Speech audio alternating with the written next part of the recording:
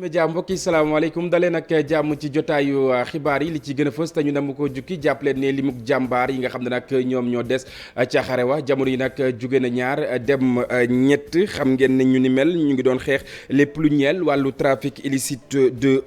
bois nag ca bët Saalum bu réew mi la daal di xewee rawatina diwaan bu Casamance jàppaleen ba tey lu toll ci juróom-ñeenti jàmbaar yi nga xam ne nag ñoom ñoo réer mër ji la jamono kenn tegaguleen a gët waaye itam li nga xam ne moom moo di ceet gi ñu koy wëyal di ko amal ba tey fukk ak ñaar fukk ak juróom ci ñi nga xam ne nag ñoom lañ tegoon yoxo mu ñeel nag l'enquête bi nga xam ne jëye ja amoon ca ndandu foy bu boo fa bayot nag daal nañ leen di bàyyi ginnaaw ñeenti at yoo xamante ni xañ nañ leen ko ngelaw lu féex waaye jàpp leen ne way taskatu xibaar wi le di René Capain Bassène ak itam Oumar Badiane ñi nga xam ne ñoom ñoo ci gën a fës ci la jamono ñu ngi ci li nga xam ne moom moo di kaso bi kenn bàyyeegu leen ñu wutali diwaan bu Ndar Géej foofee itam ñaar fukk ak ñett ci ay njaboot ku moywul nag seen i ay makkaan dina nax saay ndax itam li ñu jortu moom moo ne dañu ko bëgg a jox Petrosen ñoom ñooñu itam jot nañ aw sommation ak itam ndàmpaay ci lu tollook ñaar téeméer ak juróom fukki junni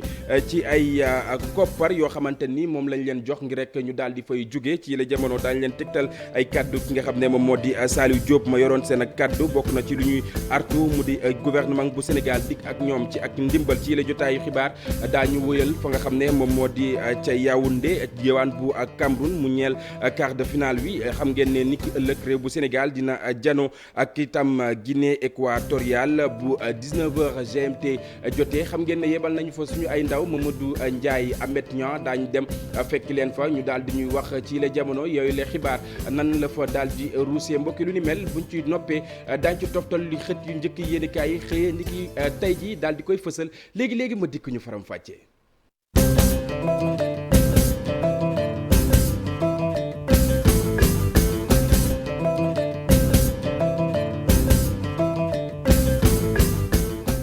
jërë ngeen jëf mbokk yi ñu nuyuwaat leen ci gën gi nuyu xibaar yi ñu doore ko na nga xam ne nag noonu la ñu ko junjee woon jàmbaare des sa xare waa jàpp leen ne lim bi jóge na ñaar dem ñett jamono yi nag ñett ci ñoom ñoo ci daal di ñàkk seen bakken lu ni mel ma nga amee ca bët Saalum bu réew mi rawatina diwaan bu Gambie ñoom ñooñee nag doon xeex lépp lu soxal wàllu trafic illicite de bois lu toll ci itam juróom-ñeenti jàmbaar jamono yi nag ñu ngi leen di wër waaye itam nee nañu mër ci li nga xam ne nag moom moo di ca woowule wekk li nga xam ne itam moom moo di ceet gi ñu ngi koy wëyal ba suñu jon yàllaay tey lu ni mel xibaar woowee nag waa DIRPA ñoom ñoo ñu ko baaxee du ñàkk itam daañ ci ñëwaat ci suñu yeneen jotaayu xibaar fukk ak ñaar fukk ak juróom ci ñi nga xam ne nag tegoon nañu leen yoxo mu ñeel jëye ya amoon ca ndandu foy bu Boffa Bayotte daal dañ leen di bàyyi ñu daal di noyyi ngelaw lu féex waaye jàpp leen ne ñi nga xam ne itam ñoom ñoo fa gënoon fës ku ci mel ni ki nga xam ne moom moo di way taskatu xibaar wi le di René Capain Bassène ak itam Oumar Badiane ñoom ñooy itam ñu ngi ci kaso bi ba tey ginnaaw ñeenti at yoo xamante ni fukk ak ñaar ci ñooñu nag daal nañ leen di bàyyi ñu teelu tënk li nga xam ne Boubacar Diassi daal na koy amal. fukk ak ñaar yu bokk ci ñaari fukki doomu aadama ak juróom yi ñu jàppoon gannaaw gi jëye ji amoon ci bésub juróom-benni fan bu weeru janvier 2018 ci commune bu Niassia daanaka yoon bayaat na leen ñu ñibbi seeni kër gannaaw bu ñu tëddee ñeenti at ci kaso suñu sukkandiko ci suñuy xibaar lu mooy journaliste bu siiw bi di René Capain Bassène ak Oumar Ampoy Bodian mu ñëpp xam waaye it yeneen fukki doomu aadama ak benn ñu nga xamante ni ñu ngi desandi ba léegi prison bokk na ci ñi ñu bàyyi ñu ñibbi seeni kër fukk ñi nga xamante ni toppatuñu leen dara waaye it ñaar ñoo xamante ni daanaka dañu leen bayandi ci lu ñuy duppee liberté provisoire ñu fàttali ni bésub juróom-benn fan bu weeru janvier 2018 fukki doomu aadama ak juróom ñoo daal di faatu gannaaw bi leen ay nit yi yoroon ay ngànnaay jàpp leen sox leen ay balu fetal bu ñu ubbee enquête bu njëkk bi si la yoon daal di teg loxo lu mat ñaari fukki doomu aadama ak juróom te mu dencandi leen kaso ngir mën a wéyal enquête bu gën a xóot waaye gannaaw ñoom ñëpp tëdd nañu ñeenti at di xaar joojule enquête ci la ñu bàyyi ajjuma ji ñenn ci ñoom nga xamante ni ñoo ngi dëkk Toubacouta ak Buro Faye ngir ñu mën ñibbi seeni kër ndaxte bu ñu sukkandikoo ba léegi ci suñuy xibaar ci fukki doomu aadama ak ñaar yi ñu bàyyi ñeenti ñoo ngi dëkk Buro Faye waaye juróom-ñetti ñoom ñu ngi dëkk Toubacouta bàyyi bu ñu bàyyi fukki doomu aadama ak ñaar ñii mu ngi am ci waxtu bi nga xamante ni askan wi yeewu ci diwaan bu Ziguinchor amul xel bu daal joojule xel bu dayul mu ngi bàyyi ko ci jaamanloo bi am diggante force internationale bu nekk ca Gambie ak ay nit yu yor ay ngannaay te ñu féetale leen ci mouvement des forces démocratiques bu Casamance. waaye ñu jàpp ni yooyu la jàmbarloo ñu ngi am ci bët saalum réewum Gambie mu nekk bokk ci beneen côté bu frontière Sénégal. dañu am suñu doléance suñu lu ñu xam dafa ñu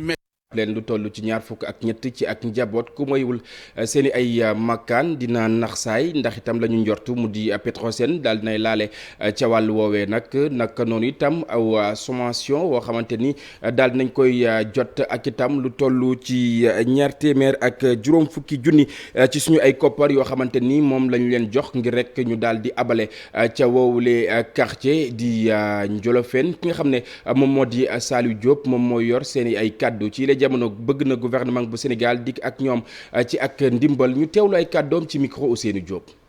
dañu am suñu doléance suñu lu ñu xam dafa ñu metti ñuy ñaan dépp doomu Ndar mu jóg jàppale ñu ci li nga xam dafa nar dal suñu kaw parce que ñun fii ñoo fi nekk ay terrain depuis 20 ans ñoo fi nekk di fi def suñu doole di fi daan suñu doole sur bi ñoom lañ ñëw cité yow ni def am ñoo xam dañuy jóg 23 jël nañ 23 parcelles ni ñii dañu war a jóg mais ñooñu ba ñuy jóg ay doomu Ndar lañu bëgg na lu defar Ndar ñun bañu ñu loolu mais na am na ñuy jógee nag xanaa man du ma def 5 millions nga may jox juróom fukki junni boo ñëwee naan dama leen jox ay 250 000 ci jullit sax taxaw di wax sa moroomu jullit sax àq la fii boo xoolee population bi ñu fi taxaw nii nga xam ne ñëpp ay daan seen doole lañu président de la République la ko dégg li ñu ñaan mooy ñun ba ñu jóge fii mais li suñu àq lañ wax nañ ñu ko jox nekkoon na zone boo xam ne dafa doyoon waa trop deex ñu fi nekk def suñu doole ba tey mu baax soxla nañ ko nañ ñëw ñu waxtaan ak ñun ay jullit lañu mais woote menacé yi ñuy def amul njëriñ. mbokk yi ñu àddu ci li nga xam ne nag moom moo di jàngoroy Covid 19 diwaan bu Mbour itam foofee lépp lu ñeel lancement bi mu soxal ñetteel bi dose bu vaccin nag ñu ngi koy amal bu baax a baax ñi nga xam ne ñoom ñoo sekk wàllu ko docteur ca wàllu woowee itam bëgg nañ askan wi daal di dëppook li nga xam ne bokk na ci ay dige ñu teewlu docteur El Hadji Djibril Fall moom mooy responsable bu opération Covid 19 hôpital bu Mbour Abdourahmane Diallo Mamadou Gueye ñoom ñoo ko dékk suñu micro ñu teewlu. À partir de 18 ans mën nga ñëw vacciné wu wala xale bi nga xam ne am na 12 ans ba mu ëpp ko mu am benn feebar boo xam ne docteur bi koy suivre ñëw na ba wax ne kii feebar bii la am donc kooku tamit mën na ñëw vacciné wu. vaccination mi ngi intéressé première dose deuxième dose ak troisième dose. intéressé ki nga xam ne mooy sénégalais fii la juddoo ak tamit ki nga xam ne du sénégalais wala tubaab la mu nekk dëkk ci zone bi bëgg a def vaccination bi ñi ngi ko commencé fii parce que dañoo bëggoon tamit gën a jàppale ñi nga xam ne moo doon communauté européenne bi dëkk ci zone bi di nekk Saly waroon a jël seen troisième dose depuis longtemps donc ñu doon xaar vraiment que am autorisation au niveau du ministère tamit nit ñi dañuy yaakaar ne bu nu vacciné woo waratuñ am Covid. donc vaccination du tax nga ñàkk am Covid mais day éviter nit ki di def ay formes yi nga xam ne mooy tax ñu koy hospitaliser ñu tuddee ko forme grave donc loolu mooy rôlu vaccination donc da nga koy am di nga am yëg-yëg bu gàtt après feebar bi wér nga dem mën a yeggali sa liggéey donc tëdd bi wàññeeku na feebar bi nga xam ne dañ la daan tëj hospitaliser la ay bés ba mun a dem ay weer day wàññeeku donc nit ki dina teel a wér mun a dem teel a nekk ci ay activités beneen bi mooy que. vaccin li commencé wul ci corona vaccin boo xam ne dañ koy répété vaccination yëpp même yi ñuy defal xale yi dafa am renouvellement parce que dafa am diir boo xam ne bu ko vaccination bi defee ci sa yaram dooleem day wàññeeku ñun na du ñu xaar ba doole bi jeex pour ñuy commencé waat beneen. ginnaaw wàllu wér-gu-yaram ñu àddu ci leneen mu ñeel wàllu koom fii ci réew bu Sénégal e-commerce ñi nga xam ne itam séq nañ wàllu wi amaloon nañ aw ndaje lañ ca jublu bokk na rek ci lépp lu di rëq-rëq ci wàllu wi ñu daal di koy joyantiwaat ba tax itam ñi nga xam ne ñoom ñoo ko séq saa su nekk ñu daal di gis seen bopp ci anam wa nga xam ne moom moomee la ñuy yëngu ndaje mu ni mel Maymouna Ndiaye Alioune Diagne ñoo fa teewaloon télévision Futurs Médias. lu jëm ci e-commerce bi nga xam ni jënd ak njaay la bu ñu jaarale ci xarala yu yees yi seetlu bi mooy fii ci Sénégal ñi koy def lu ëpp ci ñoom ay ndaw lañu. xale yi tey mooy population tranche de la population bi nga xam ne ñoom dañu yàlla daf leen may ñu xarañ di xalaat léegi nag képp kuy xalaat te vraiment sa xalaat rafet te jëm ci li nga xam ne moom la ñu dégager dans la stratégie ñun dañ lay jàppale. ci ndaw yooyu Pape Sayar Gaye moom mu ñuy wax jafe-jafe yi nga xam ni dañ koy jànkonteel lu ci bari. dañoo bëgg vraiment daje bi su jeexee ñu am ay résultats concrets ñoom ñëpp di jaay da nga leen war a jàppale wan leen vraiment accompagner leen pour que ñu mën leen jaay produit vraiment ngeen jot ko ci ay bonnes conditions. lu bari ñu war koo yaraat ci seen liggéey ni muy doxee looloo tax ñu amal ndaje bu yaa bi nga xam ni mbooleem ku ciy yëngu ñëw nga ci. Celui de la régulation parce que autant le commerce traditionnel est organisé. lu jëm ci jënd ak njaay bi maanaam commerce traditionnel dañ ko ñoŋal bu baax a baax wante nag loolu wute na ak commerce bi ñu jaarale ci jumtukaay yu xarala yi. ci loolu nag ñu ngi xaar ci nguur gi ak ministère du commerce ñu def ay jéego ngir gën koo mën a ñoŋal ña cay yëngu itam naka noonu ñu def seen kéem kattan ba nga xam ne produit yu yamamaay yi ñu dooleel ko ba mu gën a mën a indi koom.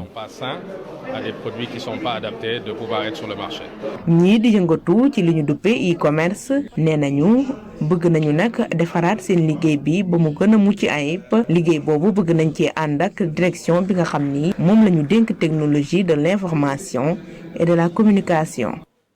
ndogal bi nga xam ne nag CEDEAO daal dina koy jël jëmale ci réew bu Mali xam ngeen ne réew bu Mali weetu ci benn yoon ndax itam njeexital yi nga xam ne nag am na ci wàll wi dëkk ya mu laale bari na rawatina fii ci réew bu Sénégal ba tax itam askan wi daal nañuy àddu ci wàllu woowee nag lañ ca bëgg bokk na ci ay saafara ndax itam ay milliards yoo xamante ni ci lay jamono mi ngi nasax woote woo xamante ni amaloon nañu ko fa nga xam ne moom moo di ca place de la nation Aminata Mbaare Sow ak itam Mbaar Dieng ñoom ñoo fa demoon ngir taataan seen ay kaddu ñu seetaan.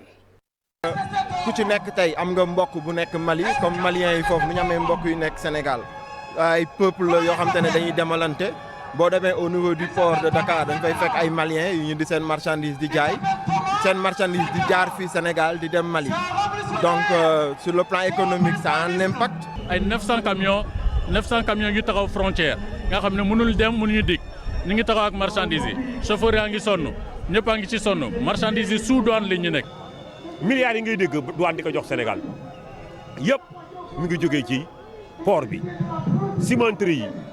selu Kaolack bi ak divers bi am maanaam fret Mali bi ci yeneen réew la nekkoon tey mu basculé vers le Sénégal di jox ay Sénégal ay 600 700 milliards par at tey jii man président li ko war a jàpp ba tey ay nit ñëw nañu boycotté Mali. te ñooy amuñu benn intérêt Mali moom mi nga xam ne léppam Mali la mu ciy ànd en tout cas ànd gi mu ci ànd moom président moom dong moo ci ànd mais peuple sénégalais benn àndu ci. début wax maa ngi ne la maa ngi nekk sénégalais ba nga xamante def naa 17 ans Mali kon sama activité bu may wone entre Sénégal Mali loolu du tey donc ba benn instant maa ngi continuer sama activité di def sama commerce di ko dérouler entre Sénégal Mali toog aussi sama biir dëkk di am ay commandes yi nga xamante dañuy jóge Mali et Guinée Côte d'Ivoire. askanu Mali dama séq ak ñoom ñu may commande ay bagages yu bëri di may commande nag ay quantité bagage ma koy ñëw di koy takk ay colis 100 pièces di koy yóbbu boo maraîcher wala ma koy yóbbu Dakar muy dugg ci camion yi muy dem. ñoom duñ ko jotee dañuy liggéey duñ jaayee dañ lay jël liñ am dugalaata la xaat ni la commande waat naa defal ma temps depuis 15 ans maa ngi liggéey ak ñoom ci loolu aw ma ci benn problème kon boog lii du amee dina métti trop waaw dafa métti trop ñun sénégalais yi ma wax dëgg yàlla ñu ngi jooy guddi ñu ngi jooy bëccëg métti na trop dama taxaw damaa def ay pré banque def lépp. vraiment président tooñ nañu nag ñun acteurs routiers yi tooñ nañu bu baax a baax ndax moom tey man li may xalaat mooy après la sanction. bu amee main levée est-ce que peut-être Mali bi dina fi nekkat góob ko. jërëjëf Aminata Mbaare Sow mi doon taataan yooyu li kaddu mbokk yi ñu àddu ci leneen mu ñeel lànk ko politique bi fii ci réew bu Sénégal jàppale ne nag Yewwi Askan Wi ci njongante yi nga xam ne nag moom la ñu génn niki dibeer wile nga xam ne moom la ñu weesu fi mu làbbali ci réew mi bari na waaye tam mu mel ni diwaan bu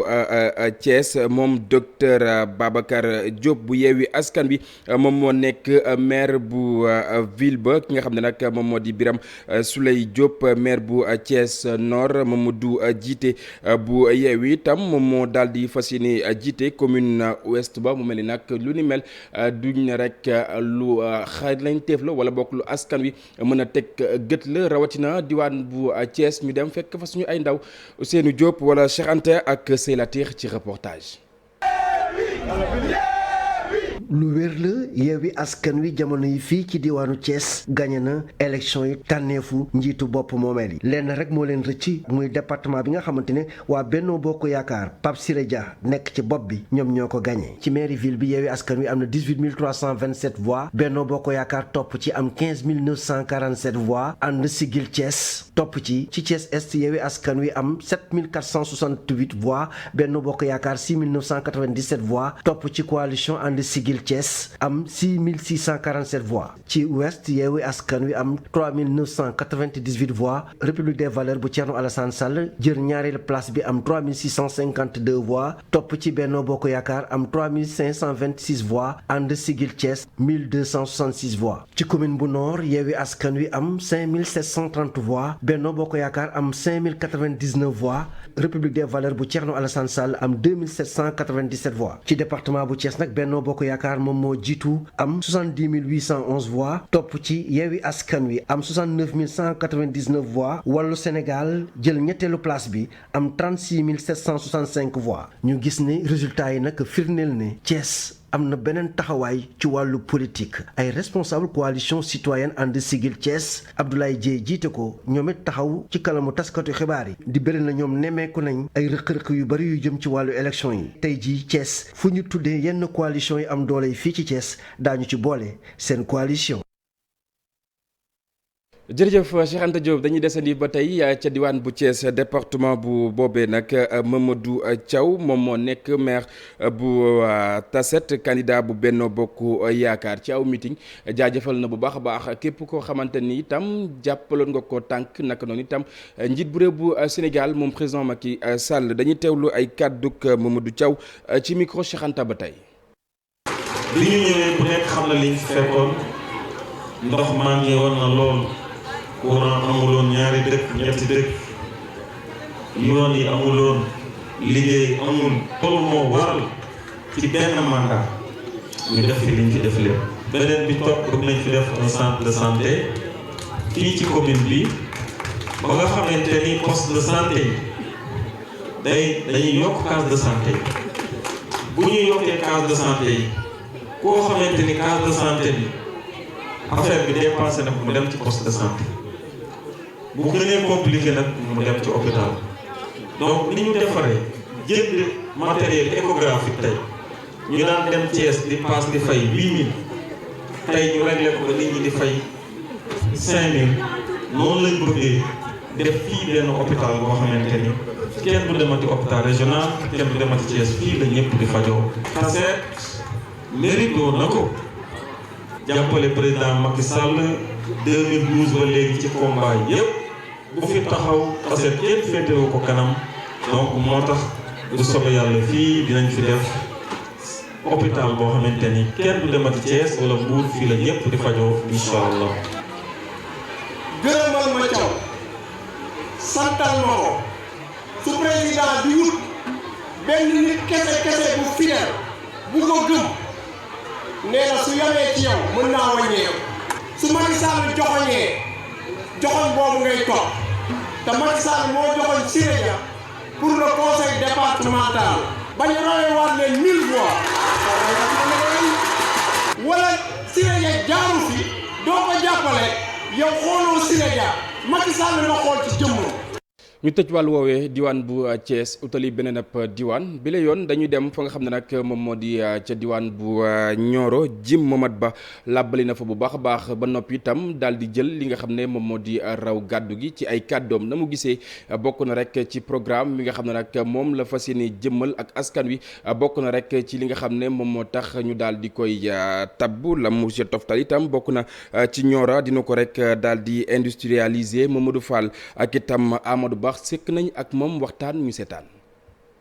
Nioro nekk ab gox goo xamante ni ñi ko doon xëccoo bari na lool candidat yu bëri bëggoon ko jot mu mel ni nag kon enjeu fa nekk taral na lool waaye benn candidat moo génn jël raw gàddu gi mu di Momad Ba bu Benno Bokk Yaakaar nekk membre APR moo jébbal ko askan wi ñu ne programme bi leen gën a yey. nit ñi ñëw nañ votel ñu lu tax nag loolu bien sûr président de la République li mu def foofu ci infrastructure lu bëri la lu baax la ñun ñoo ko invité woon am na ay at mu ñëw 2009 Nioro fekkoon ne Nioro mu ngi am problème yu bëri à ravitaillement mu waxoon ñu ne incha allahu rabbi lii moom ca dëgg-dëgg métti na mais su amee réew mi dinañu defal dara defal nañu ko nag bu baax a baax mais loolu du doy ci programme ñun dañ ñëw yokk ci suñ programme gis li nga xam ne moom moo manqué mooy que yoon yi baax na lumière yi am na mais am na ay quartiers yoo xam ne loolu laalu leen ñu boole leen ci biir programme bi. nees def kon bañ a dëkkee ca Nioro am dund gu ñoŋ. loolee nekk kon fi moomal ba teg gëtëm. moom maire bi ñu tabb yees. projet yoo xam ne comme ñun spécialiste loolu lañ wut ay projet structurant yoo xam ne day ñëw ci biir commune bi créer ay liggéey ay xëy pour ndaw yi. def ay mbayeef c'est-à-dire population yi am dara famille yi pauvreté daal dañ fa. Nioro mu mel ni tànn na mën nañ wax li ni mel ndaxte moom Momat Ba am na parcours bu exceptionnel. ay industrie yu bëri yoo xam ne ci laa jaaroon dañ ko ci bopp ba Sénémbal bu Kaolack fu laa njëkkee mu dox trop ñu jox ma soko saak ba ma defar fa beneen usine bu bees tàq jógee foofu nag ICS jël ma ba ma demee ICS yàgg naa fa. fekkoon ñu nekk ci camp Pierre Babacar Kama nekk ci ay difficulté ma ne kay sumay naataangoo ñu yëkkati ko bu baax a baax liggéey ci bu baax ba ICS def doublement bu mag amoon vraiment doon presque 3e mondial. Nioro bokk ci bërëb yi nga xamante ni mën nañ jàpp ni parti au pouvoir kon da cee teg yoxoo gannaaw liste parallèle yu bëri ñu fa nemmeek ba tey APR moo fay majoritaire. Mamadou Fall jàppal ni Alliance pour le développement du département de Foundiougne ñoom itam seen ak taxawaay ak itam seen ak ràññeenteef doon lu kenn dootul natable ci rek jongante yi nga xam ne moom la ñu weesu ni ki dibeer wile moom Ngor Jonn tête de liste bu coalition boobee nag jàppal ni li nga xam ne moom moo di la ko wutaleeg yeneen ci ñi nga xam ne nag sampoon nañ seen ay ndënd ca wowule diwaan bari na kan mooy Ngor Jonn ñu xamle leen ak moom Ibrahima Kane ak Modou Diop ñu sekkoon ak moom waxtaan. Inspecteur des impôts et des domaines la sama formation de base économie la man économiste la de formation balaa may dugg ENAM tey maa ngi liggéeyee centre de service pour du Ngor Almadies balaa ca loolu nag def naa le tour du Sénégal. ci sampam bu njëkk ndëndëm ci ay élections moom mile gagné na ñetti commune ñu wàññi ca Mbam nga xam ne moom moo nekk maire ba tey jii. mu jiite woon liste Alliance pour le développement du département de Foundiougne Ngor Jonn daal di ràññeeku ci tànneef yi. presque depuis 2 ans amul benn week-end bu ma deful si sama dëkk te loolu ñeneen ñi nga xam ne def nañ ko aussi moo tax tey ñu xam ne tey élection locale la ñun gox yi kese la xamante nañ suñu biir xam nañ ko mun xam nañ ko mënul xam nañ ko xam nañ ko xamul te loolu mooy indi résultat ADDF tey parce que tey nit population si boppam ñu les grands partis nga xamante ne les décisions sont prises à Dakar mais tey ci goxaat yi la nga xamante ne li ñuy dund xam nañ ko li ñuy def xam nañ ko li ñuy wax xam nañ ko ñu ñëpp xamante nañ suñu biir te xamante boobu mooy indi résultat yi tey. tey jii mu nekk ci bopp commune bu Mbam ci département de Foundiougne moom inspecteur des impôts et domaines bi di tàllal loxoom bépp force vive bu nekk Mbam ngir ñu song nag lii di priorité yi nga xam ne wàññi nañ ca jafe-jafe ci wàllu ndox naka noonu itam ñu jëmmal fa ab hôtel de ville. comme koomu Mbam yomb na yombut xam nga lu tax parce que Mbam am na géej Mbam am na àll bu ñu béy ak àll bu ñu sàmmee te ñett yooyu boo ko boolee population ci loolu la ñuy yëngatu chaque jour xam nga li manqué woon organiser leen mun leen permettre ñoom bu leen formaliser ba pare financement bu état am ñu bokk ci transformation bu ci war a am aussi ñu accompagner leen parce que loolu c'est fondamental et c'est vital donc ressources yooyu tey am nañu opportunité bu ñu mën a permettre ñu valoriser ko ban opportunité la mooy le pont de Foundiougne ban opportunité la mooy le port de Ndaxangar donc opportunité yooyu tey ak ressources yooyu ñoo ànd transformation ressources yooyu population pare nañ ku leen jàppale lañ doon wut man dinaa ñëw indi partenaires yoo xamante ne ñoom seen bopp ak lu ñu mën a liggéey mun ko transformer mun ko valoriser de sorte que lépp lu ñuy jëndee feneen ñu jëndee ko Mbam parce que c'est possible. teg commune bu Mbam ci raayu émergence lu ni mel moom mooy mbébétu meeram bu bees bi muy delloo njukkal askan ba yeewoo Mbam rawatina ci département bu Foundiougne naka noonu itam di encourager ay adversaires am di leen xamal ne leen buntam tëjul ko benn yoon ngir liggéey pour intérêt commune Mbam. intérêt commune bu Mbam Ibou Kane ñu di ko jaajëfal bu baax a baax ginnaaw làngu ko politique bi ci mim réew ñu wutali beneen ab réew wax itam lu ñeel wàllu tàggat yaram Yaoundé la ñuy wutali mu ñeel quart finale yi xam ngeen ne réew bu Sénégal dina laale ak Guinée équatoriale ni ki ëllëg bu 19h GMT jotee waaye jàppale ne ñi nga xam ne nag ñoom ñoo di gaynde yi egsi nañ ca Yaoundé ginnaaw itam li nga xam ne ba moo di conférence de presse bu ñaari entraîneurs yi ñu ngi koy xaar niki tey ñu wutali foofee fekk fa suñu ay ndaw Mamadou Ndiaye ak itam Amet Niang yi nga xam ne moom moo la teel caméra bi ci les jamono ginnaaw bi moo la nuyoo bàyyi la nga nuyoonteeg mbokku téléspectateurs yi lan moo di xibaar foofee. maa ngi lay nuyu téléspectateurs yu télévision Futur Média yegg si nañu fii ci Yaoundé fii la Sénégal fas yéene jouer quart de finale ci digganteem ak Guinée équatoriale suba la ci ngoon incha allah mais li ci gën a am solo mooy délégation sénégalaise bi yegg si na journalistes yi yegg si nañ démb gannaaw voyage bu gudd bi ñu defoon près de 400 kilomètres yoo xam diggante Bafoussam ak Yaoundé léegi équipe nationale bi ñoom avion la ñu jël yegg si démb ci ngoon fii ci hôtel Jega hôtel fi nga xamante ni aussi waa Ghana ak Éthiopie foofu la ñu daloon ci premier tour yi tey jii nag ci ngoon ñi ngi xaar ki nga xamante ni mooy sélectionneur national mu fas yéene amal conférence de presse d'avant match comme ni ñu koy defee loolu ñu ngi ko jàpp ci bu 15h jotee incha allah fas yéene nañ ko teewee mais li ci gën a am solo tey ci suba si fii nag tàng na moo gën a tàng sax d'ailleurs fa la ñu nekkoon di Bafoussam daje nañoo ak ay sénégalais fii ci Yaoundé bari nañ fi lool ñoom ñu wax ñu naka la ñuy waajalee match bi mais surtout mobilisation bi nga xamante ni fas yéene nañ ko def ngir supporter équipe nationale bu Sénégal suba ci quart de finale bi diggante Sénégal ak Guinée équatoriale ñu dégtal leen ko. depuis 11 ans maa ngi fii mais Cameroun vraiment pays bu neex la quoi amuñu problème nitu jàmm lan quoi bëgg nañ étranger bëgg nañ sénégalais aussi amuñu benn problème ñu sont à l'aise. man depuis 2015 maa ngi Yaoundé mais maa ngi ñun daal ñoo ngi daal depuis bi nga xamee ni CAN bi fii la depuis booba léegi ñu ngi koy préparé di ko waajal. man demoon naa première match contre Zimbabwe mais après dama découragé woon quoi parce que li ma gis doy ma woon quoi. mais incha allah avec dernier match bi ñu football li ñu wone détermination def nañ ci fulla am nañ yaakaar daal te dinañ dem stade soutenir leen comme 12e moom incha allah bu neexee yàlla. ndax ñun amul lu dul Sénégal Sénégal mooy suñu réew buñ amee ndam ñu am ndam buñ pertee ñu perte kon seen ndam mooy suñu ndam ñu ngi leen di ñaanal rek ñu jël coupe bi rek yóbbu ko Sénégal incha allah. kontaan nañ nag li ci Lions yi ñëw fii quoi ci Yaoundé incha allah ñu ngi waajal match bi dem supporter ji leen comme 12e homme quoi. nekk seen ginnaaw pour soutenir leen quoi. parce que Sénégal ñun moo ñu ñor quoi ñun Sénégal la ñuy tiitaroo fu mu mën a nekk Sénégal la ñuy représenté parce que vraiment ñun Sénégal dañu ko bëgg quoi équipe bi nag vraiment c'est bon malgré que premier match yi amoon nay problème mais ça va aller ram bi nii moo baax quoi bu ko defee sax cat yi dañ quoi. incha allah communauté sénégalaise bi moom ñu ngi ci groupe WhatsApp 12e Gaïndé pour soutenir leen ak Ale Casa parce que démb rek yaakaar naa ni. ñu ngi toll ci plus de 200 personnes yu inscrits ñu bëgg a seetaani match bi Amadou Ay Diop yaakaar naa bis bu Sénégalais bu wàccee dina fees dellu quoi. stade bi ñoo ko moom suba Sénégal incha allah rabbi amul benn problème soo moom incha allah day neex moom ñu ngi seen ginnaaw di supporter ñëpp vraiment. Gaynde Njaay moom wërta daw wërta diit wërta ragal dafa war a wane turam. non dañuy Cameroun Sénégal rek ñun ñoo koy final incha allah waaw dañu dóor Cameroun dóori métti rek waaw yóbbu ko Sénégal. voilà mu nekkoon quelques sénégalais yu ñu dajal tey di daan seen doole fii di ci liggéeyee fii ci Yaoundé bari nañ fi lool xam naa dinañ gën a gëstu ñeneen ñoo xamante ni aussi dinañ leen dénk suñu micro ñu wax ci waajtaayu match bi mais surtout mobilisation bi ñuy gën a def ñoom fas yéene ko supporter équipe nationale bu Sénégal suba fii ci stade Amadou Ay Diop nga xam ni soriwul dara fi ñu nekk nii loolu moo nekkoon tey ci suba si fii ci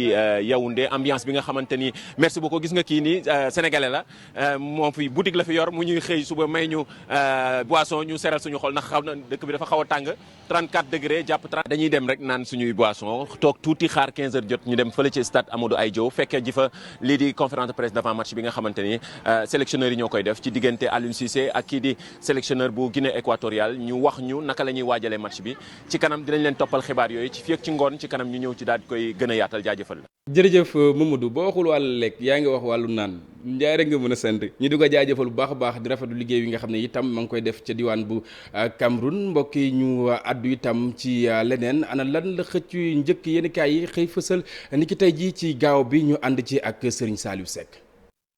xuuf pa lare wala waabale baat boo ci jël dina mën a méngook la coalition Yewwi Askan Wi def ca benn dëkk ñaari gaar di Cees kaay taxit daanaka yéenekaay yi nu xëyandool ñoom ñëpp ku ko bindul ci saw xët itam wane nga ko ci sa biirub journal Vox Populi moom bind ci aw xëtam Yewwi Askan Wi raaful tout à Thiès di tekki ne coalition Yewwi Askan Wi waabale na lépp ca benn dëkk ñaari gaar di Thiès muy ville de Thiès Thiès Est Thiès Ouest ba ci Thiès Nord lépp la coalition Yewwi Askan Wi gagné docteur Babacar Diop moo nekk léegi homme fort bu Thiès war a nekk ca boppu mairie ba Thiès Est docteur Ousmane Diagne Thiès Ouest docteur Mamadou Djité Thiès Nord Birame Souleye Diop moo fa nar a nekk yéenekaay bi ne te nag doon na gën a ñaaw budul woon ne Siré Dia mi nga xam ne moom la waa coalition Benno Bokk Yaakaar sampoon ca département ba moom it mu daal di fay jël raw gàddu ga journal L'Info ne liy dëgg kay moo di ne Idrissa Seck ci boppam moo nërmeelu ndax nag yéenekaay bi nee na kenn mësul xalaati Idi di daanu ca Thiès waxuma laaka di xalangu yéenekaay bi yokku ca ne dëgg-dëgg daal mburoog soow bi moom saful dara ca Thiès ba tax njiitu réew mi di président Macky Sall tàmbali na caa xëpp suuf te nag parti réew mi moo amatul benn dayo rawatina boo demee ba Idrissa Seck di ñàkk dëkkam bii di Thiès enquête yéenekaay ne ndam lu yaatu li coalition Yewwi Askan Wi am ci élection gox-goxaat yi nu weesu nañ ko gërëme bu baax Khalifa Babacar Sall journal bi ne la tax ñu wax ko te itam te tax ñu war koo gëm moo di ne Khalifa Babacar Sall moo ubbil buntu bi waa coalition Yewwi Askan Wi ba noppi nag xalaatam ci wàllu politique dafa jéggi dayo jural itam ndam lu yaatu ay ñoñam rawatina fii ci Ndakaaru bi nga xam ne ñu bëri dañ koo yërëmoon moom Khalifa Babacar Sall ci jamono ji mu nekkee ci ay jafe-jafe ba taxoon ñu guuxal ci nguur gi naqar woo xam ne ci fii rek lañ leen doon xaare Moussa Ataay jege lool Khalifa Babacar Sall ne Yewwi Askan Wi gannaaw bi mu xuufee paa ci élection gox-goxaat yi nu weesu législative yi di élection député yi lay waajal buñ ca jugee nag mu jublu ci élection présidentielle yi nga xam ne atum 2024 lay xew Ibrahima Bakhoum nekkub analyste politique ci biir enquête yéenekaay ne Khalifa Babacar Sall bés buñ ko delloo ay yelleefam ba mu duggaat ci langue politique gi keroog 2024 yuuxu mën naa jib fun ko foogewul fa yuuxu jibe kay moo di ci réewum Mali Sud du Quotidien gannaaw daan yu metti te tar yi CEDEAO gàll ci réewum Mali kuréel yi fare ci société civile bi nekk fii nii ci réewum Sénégal ñoo ngi waajal ndaje mu rëy te yaatu ngir CEDEAO teggi daan yi mu tekk ci réewum Mali daan yooyee ba ci yeneen i jafe-jafe daj fépp ci déndu Afrique mooy xaar njiitu réewum Sénégal di président Macky Sall L'Observateur ne te nag du nekk loolu rek ndax nag journalu Futur Média bi nee na président Macky Sall mi nu fal yees ci bopp Union africaine bu weesoo loolu itam war naa lijjanti réew yi nga xam ne ab xiif am na fa ci seeni gox waaye itam wàllu vaccin yi ba ci coup d'état yi lëmbe déndu Afrique lii ak leneen journal Uri 15 Angle Corniche bi ne mooy xaar njiitu réewum Sénégal di président Macky Sall ci bopp Union africaine Le Soleil national moom dinu càmbaral ponk par ponk ni président Macky Sall nar a def ba am ndam ci mandat bi nu ko fal ca bopp Union africaine boo fa bayot njombe la fa amoon ñan ca tuddoon ba tegoon leen ca loxo Les Échos yéenekaay nee na am na ñun ca bàyyi ba nu génn kaso yéenekaay bi yokku ca ne fukk ci ñoom seetal nañ leen gannaaw ba nu leen tëjee ñeenti ati kaso amit ñaar ñoo xam ne bàyyi ne gëndiku lan ca amee René Bassène Ampoy Bodian ak yeneen fukk ak ñaari doomu aadama yun cay toppe faat bakkan ñoom ca kanamu chambre criminelle lañ leen di attee Libération yéenekaay ne ndekete daal njombe la xewoon ca Boffa Bayotte boobee César Atoute Badiate moo nekkoon ca xolu mbir ma moo ko jiite gannaaw ba mu njëkkee daw journal bi nee na njiitul rebelle bi Léexoor Luqu Njuur ak faat bakkan lan ko nar a attee ca kanamu chambre criminelle moom ak ñoom René Bassène ñoom Sadio Mané suba ci dibéer ji lan nar a football ak Guinée équatoriale match sub quart de finale ca Coupe d'Afrique des Nations bay xew ca Cameroun Le Quotidien yéenekaay ne xeex rek la gaynde yi nar a def ngir mën a jàll ca demi-finale ya L'As yéenekaay ne gaynde yi kay jongante bi seen bakkan lan ca nar a teg ngir jël seen revanche ci la leen waa Guinée équatoriale defoon ca seen dëkk stade yéenekaay ne tëggum ndëndëkum sémmiñ la nar a doon neex benn naqari benn maanaam gaynde yi dañuy xaru ngir dóor zalang yi lu ko mooy dinañ ñibbi si Record yéenekaay ne accam Sadio Mané ak i naataangoom kay noppi nañu te nag ci Covid-19 bi ñoom ñëpp biñ leen testé dañoo négatif ba tax ñoom ñoo ci des ngir mën a am ndam ci kaw waa Guinée équatoriale ki amatul ndam moo di Balla Gaye numéro 2 tax Issa Pouye ci biir sunu lamb yéenekaay ne nan ko jox Balla Gaye numéro 2 joxaat leen ma journal L'Observateur ñu ànd xooli la fa nekk ca kër Mbaalo Njaay la xewee benn ñaareel moo fa matt aawo ba dagg baaraam ba ndax nag nee na lu tax moom aawo bi mu koy fekk ak jëkkëram di andil jëkkër ja ndekki te aayewu fa